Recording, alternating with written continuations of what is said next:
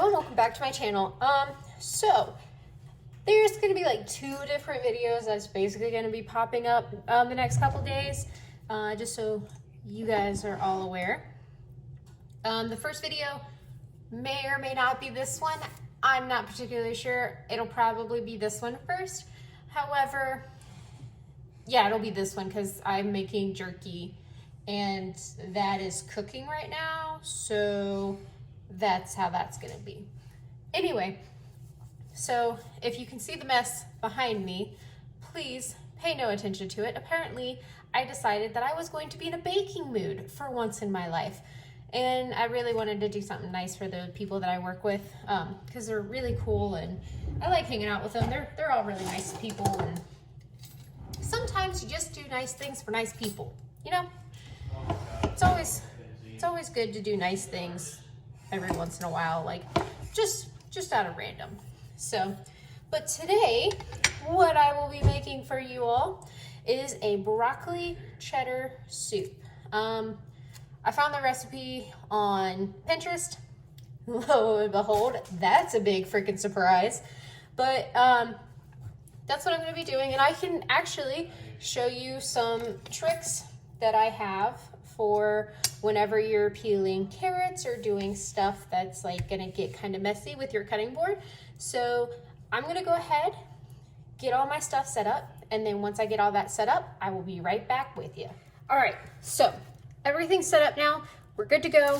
I have my carrots. Yes, carrots are a part of this broccoli cheddar soup recipe that I'm using.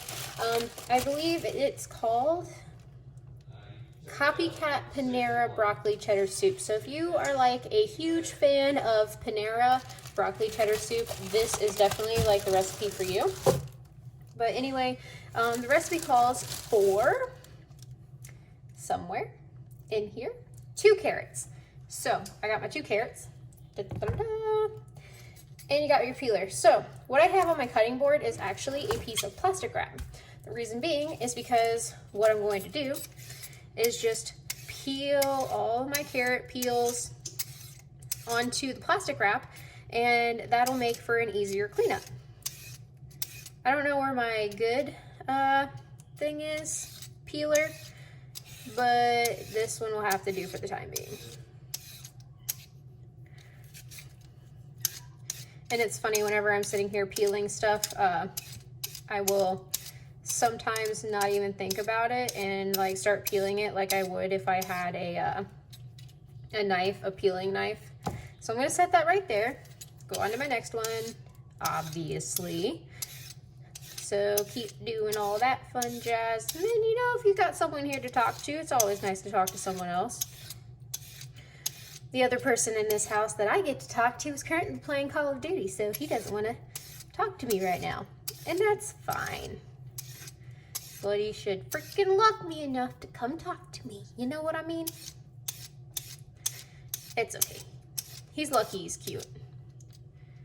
I leave him little notes every once in a while on his door, and he really likes them, so that works. All right, so once you get all of your skin off of your carrot, this is basically the mess that you're left with. But because we put that plastic wrap down, all you gotta do is roll it up and put it off to the side. Ta-da!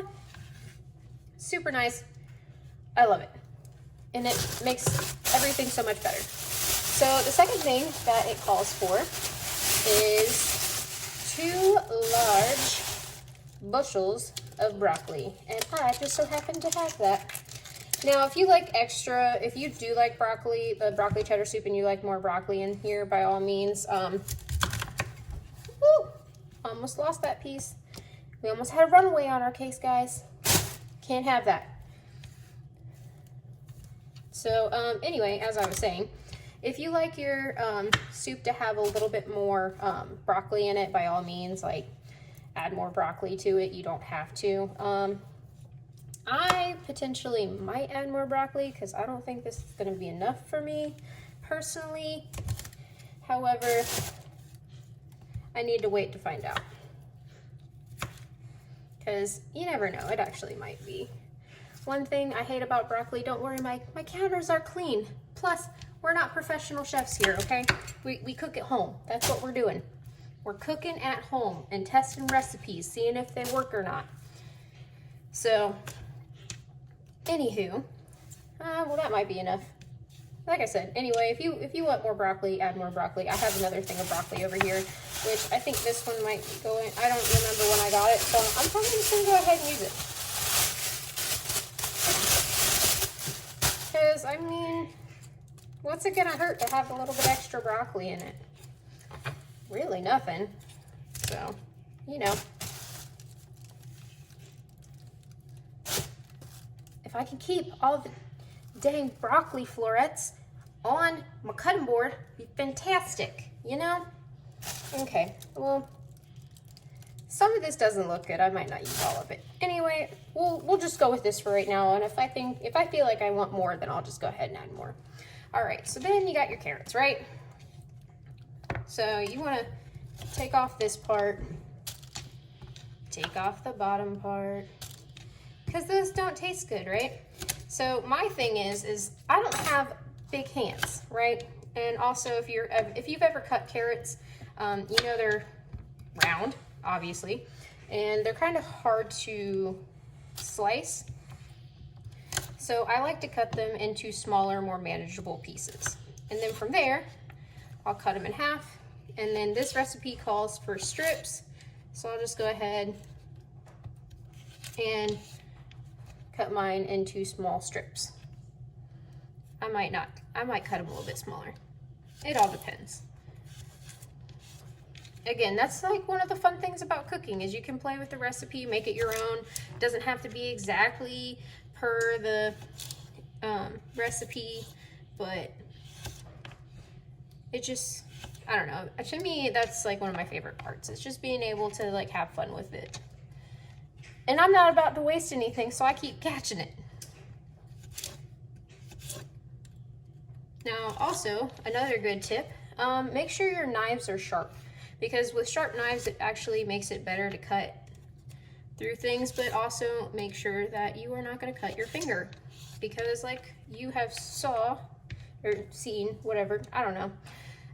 It's very easy to cut your finger, obviously, especially with sharp knives. Like when I cut this finger, I literally had, like, it was the day after our knives had gotten sharpened at work, and I was trying to show off. I won't even try to sugarcoat it. I was trying to show off because I was like, this is how you use your knife skills. And yeah, so I basically sliced my finger open and then had to go home for the rest of the day. Which, that was no fun. What?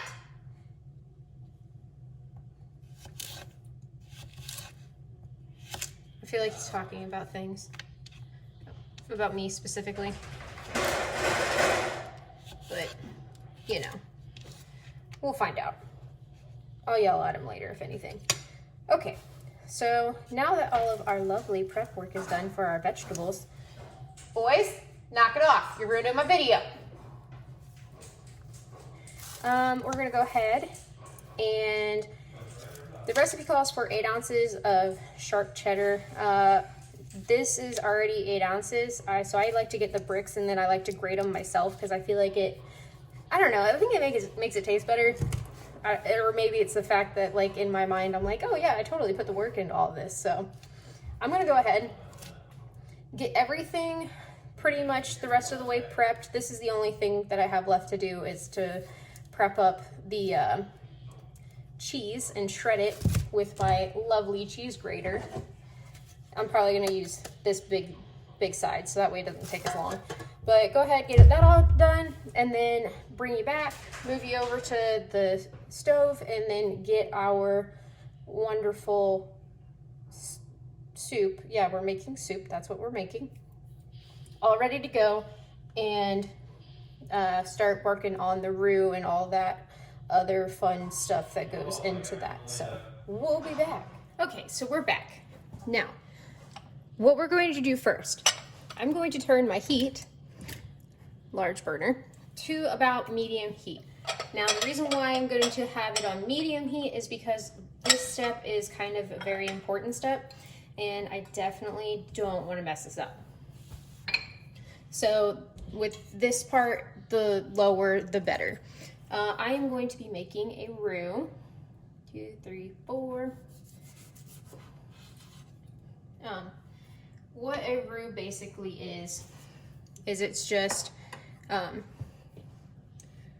equal parts like a fat and a starch, so butter and flour, and then going to get that all going.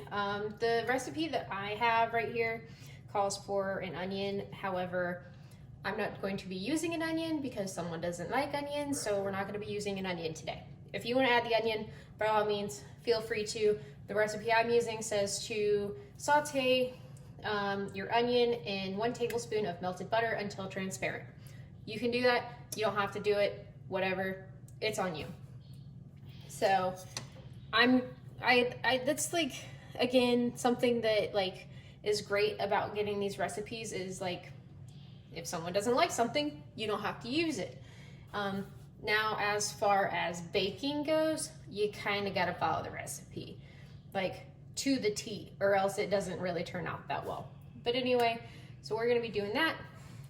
I'm just using room temperature butter because I like having room temperature butter around, and it's easier to cut and it doesn't take as long to melt down. So that is already plopped in there. I'm going to get that started and melting down. Grab a spoon and maybe turn the heat down a little bit more, because like I said, well, actually I don't think I said this yet, but anyway, whatever. So the thing with the roux is you have to be really careful with it.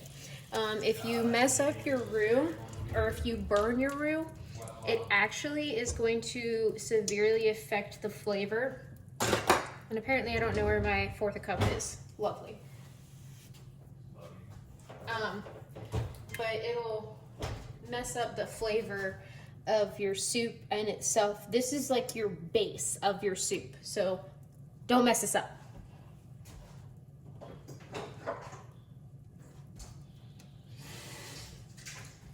All right, found my 1/4 cup.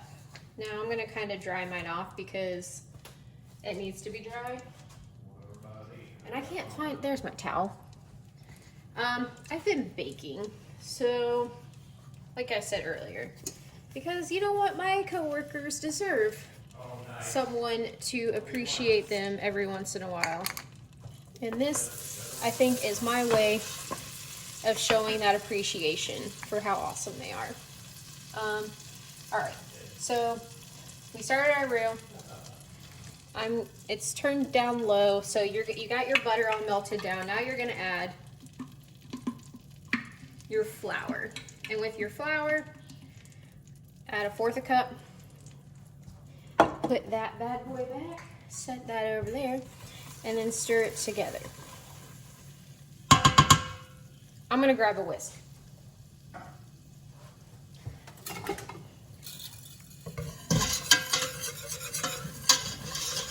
Because a whisk is going to be easier to get all that stuff mixed in together. So it's already starting to look a light golden brown, which is good.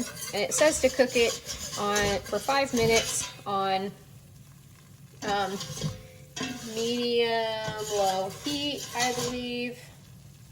Some medium heat. Well, mine's on medium-low because I don't want anything happening to this stuff. So that's how that's gonna be.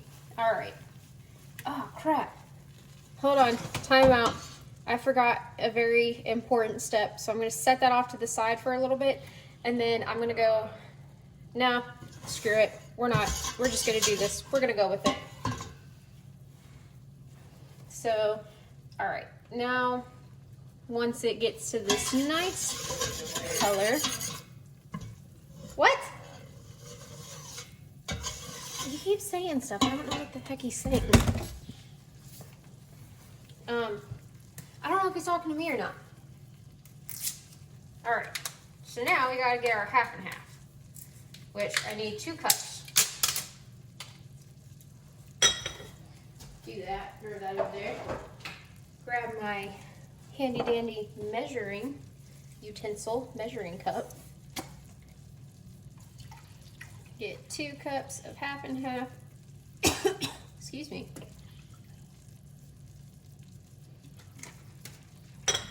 And pour that in.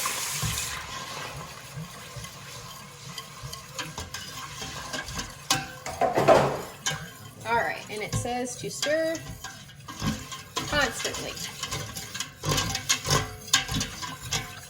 Well, I'm not going to stir constantly because I need to go get some chicken stock, and I don't actually have chicken stock. What I do have, or I don't think I have chicken stock. I gotta go check real quick. I will be right back. Nope, doesn't look like I have any chicken stock. Awesome. Why do I do this? And I don't think I'm gonna find what I'm looking for in here either.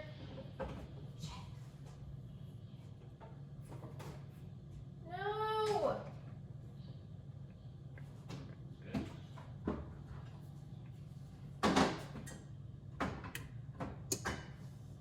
Oh, this is not good.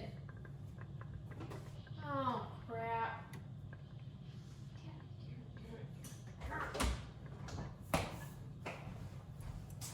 All right, so I think this is going to go into, this is why it's very important to make sure you have all of your ingredients ahead of time before you start cooking.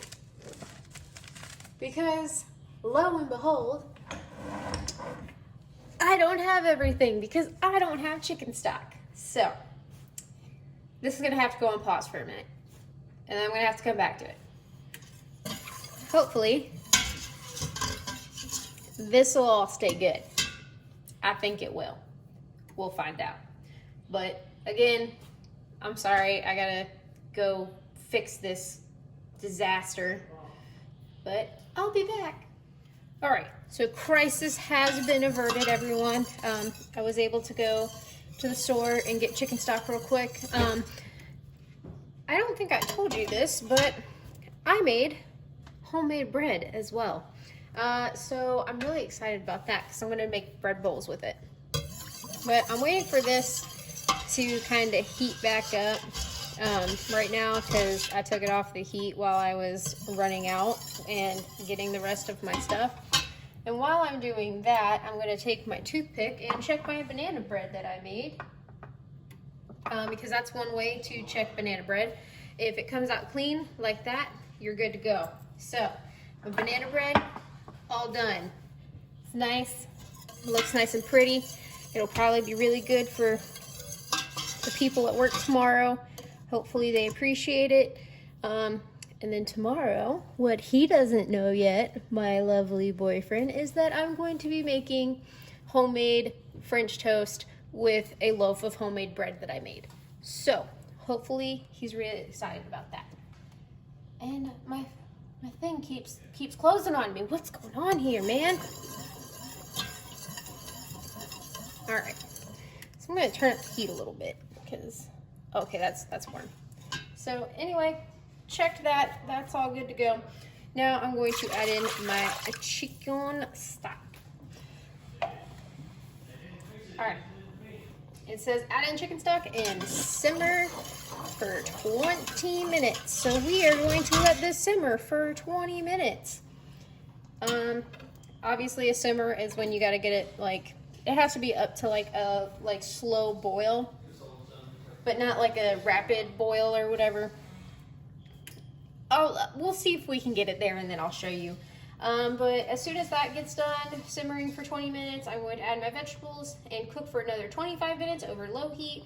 And then you can either put like your soup in a blender and kind of puree it a little bit. You don't really want to do, like you can, I mean, I'm not going to tell you what to do. You can do whatever you want. It's your soup. You can do whatever makes you happy. But I don't think I'm gonna do that today. I think I'm gonna keep everything in like the nice big chunks that I got. Good to eat your carrots, kids. And then after that, you're gonna add your cheese and nutmeg, and then salt and pepper. I'm just gonna go ahead, get the rest of this finished, get it all plated up and all that, and then get my bread bowl going while I'm waiting for this to finish cooking. And then obviously at the end, of course, like I always do, I will post a picture for you lovely people, because everyone needs a picture to see how it turned out. So stay tuned for that. Anyway, thank you everyone who's already liked and subscribed. I'm gonna say that 1,000 times, and probably every time that I, post a video, but whatever. But I really appreciate it. It just makes my day a little bit better. Makes my day actually a lot. And just to know that like there are people out there watching these videos, and you guys are actually learning something. But I'm gonna get this good to go and everything. If you are new to my channel and haven't already, go ahead and hit the like and subscribe button, because that just helps me help you. And then also, if you have any ideas of things that you would like to see, go ahead and comment down below, and we can go ahead and figure out some more stuff. I have a jerky video that I'm working on right now as well, so stay tuned to see how that turns out. But anyway, again, thank you guys so much for watching, and I will see you next time.